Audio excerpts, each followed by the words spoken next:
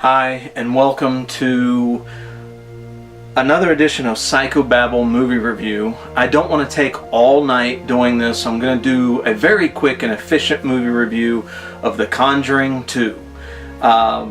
There are spoilers, so be aware. The movie is still in theaters, so if you haven't seen it and you don't want to hear the spoilers, stop watching the video now. So let's start with the trailer to The Conjuring 2 right now.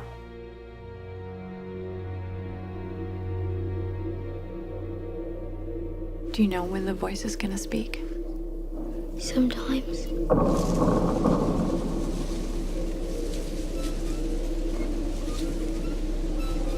Does it ever say things just to you that you can only hear?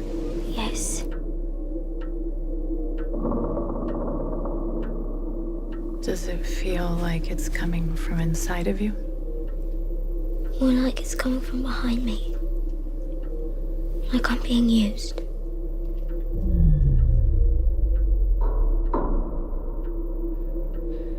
What does it say? It said it wants to hurt you. When did it say that? Right now.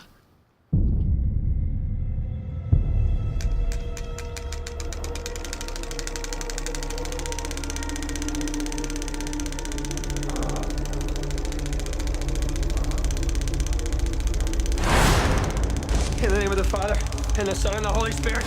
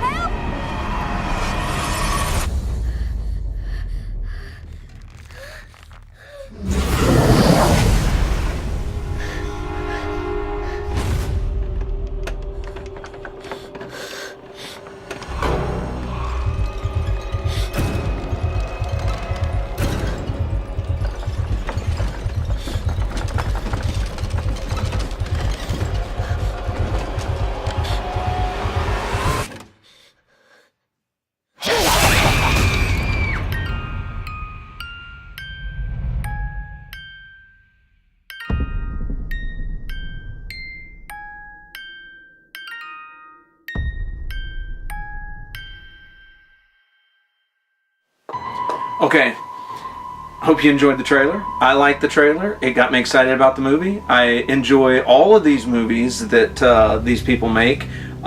James Wan, started with Saw, made all the Saw movies, and then he went supernatural with movies like Insidious, The Conjuring, Annabelle, Sinister.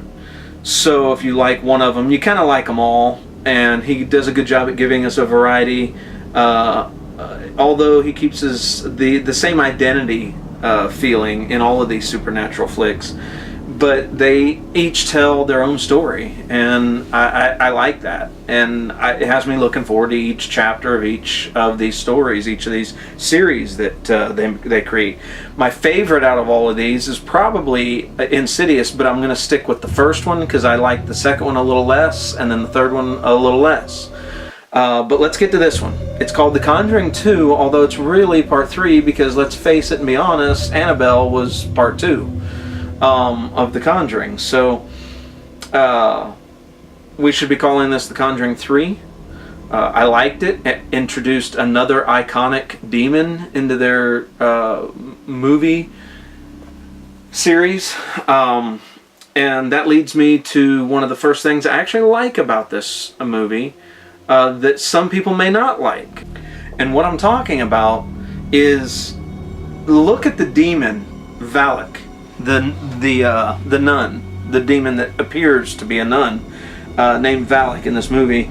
The long nose, the mouth, the eyes, the cheekbone structure, everything. You can tell it's the same exact actor, or I should say non-actor, and that's not an insult, it's just he's not an actor. He's a music composer. I knew it. As soon as I saw that face, I said, that's the same at the time I said that's the same actor that played the red and black demon in Insidious. And it is. It's Joseph Bashara, who is the music composer for all of those movies that I just named of James Wan's. And I actually like that. I like that you see the same person in completely different makeup playing very different demons, but you can see that one similar, feature, the facial structure, and you kind of recognize it, but you don't know why, and then it hits you. The two things I didn't like about it really fast, then I'm going to jump right to my rating and my grading system of the movie, and that's it. Two things I didn't like about the movie.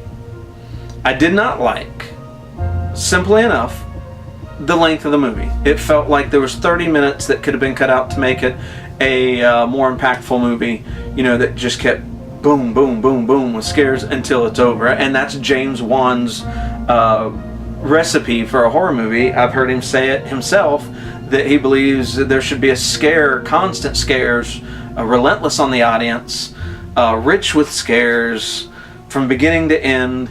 And while this movie has plenty of them, it also has plenty of moments where you're waiting on stuff like that to happen. And I don't want to sound like a popcorn movie fan. I like a good quality film, but this wasn't some kind of epic tale. It was just it was a haunting. It was a ghost story, a demon story. It should have, it relied more on that and less of trying to make it feel like it was a more important movie than it is. It's just a popcorn flick. So make it shorter and make it paced better, faster. That was one thing I didn't like about it. The only other thing I didn't like about it was that the movie begins, and here's one of the spoilers, is the camera's looking out of a window. As it pull zooms and pans back, it pans back through a very iconic shaped window. As soon as I saw that window, I said, that's the house to the Amityville Horror Story. And then the voiceover by Vera Farmiga confirms that. So it makes you feel like, oh my God, they never mentioned anything about that in the trailer, but they're leaving it to be revealed to us right from the get-go that The Conjuring 2, really 3, is about the whole Amityville story. Because this couple did, in fact, do a paranormal investigation into the Amityville house. However, as soon as she does the voiceover and she's through with it, it oddly just abandons that story possibility and jumps to the story that takes place in the film that you'll see. And when you see this movie, or if you've already seen it, you already know what I'm talking about. So it kind of teased me, at least. I think I would have enjoyed it more had they stuck with the Amityville story and gave us another take on that classic tale. I thought it was a modern day horror movie, that is a monster success meets a 70s classic horror movie that was a monster success, and combining those two for the ultimate ghost story or demon story when we found out just who did possess DeFeo, if I say his name right, to kill his family with the shotgun a year before George Lutz moved his family into the Amityville house. I thought that's what it was going to be about. And so I was really excited, and then it abandoned it. So those are the two things I have issues with the movie. And that's really all I didn't like about the movie. Quick things that I really like about the movie. I like the cast. I love Vera in any movie. I've always been a fan of hers. So I'm glad to see another Conjuring movie where she plays the same character again. She could play any character, though. I like her. Patrick Wilson, I'm not a huge fan of. I don't know why. He rubs me the wrong way, but I can stomach him, I guess. I'm getting used to seeing him in these movies because he's in the Insidious movies. He's in the Conjuring movies. They must really like him as the filmmakers. But I did like the kids, the two girls in the cast. I thought were great together as sisters. I thought their mother was a great cast. I liked the ending. What did not go overboard like the ending of Poltergeist, which I really enjoyed until that overboard ending. And the same with The Darkness. And so I liked everything else about this movie except for those two elements. Now you might think I'd give it a higher rating than I'm getting ready to because there was only two elements that I didn't like. But no, because those two elements were important to this film, that if they would have been done differently, it would have been that much better of a movie. So the time, a half hour too long, I believe, because it felt like, and I could be wrong on this, but it felt like the movie was 2 hours or longer. And it should have been an 80 to a 90 minute movie. A shorter movie that just punched you in the face with this terror and then been done with you. And the other thing was, if you're going to tease us with it being this couple from The Conjuring, actually investigating a story as huge and as well known as iconic as the Amityville Horror, then just do it. Don't give us 2 minutes of teaser of that and then jump ship to some meaningless story that at first we don't care about. So you really had to be a spectacular movie to earn our interest back, which you were, and that's why I ended up enjoying it. So ultimately, my rating of the movie on a scale from 1 to 10 is a 6. A solid 6. Almost a 7, but a 6. I think that's honest. I think that's what it deserves. Or if I was grading it, I'd give it a C. Maybe a high C. But a C, nonetheless. So a 6 out of 10 or a C. Take it or leave it. That's my opinion of this film, The Conjuring 2. But what do I know? This is all just a bunch of psychobabble.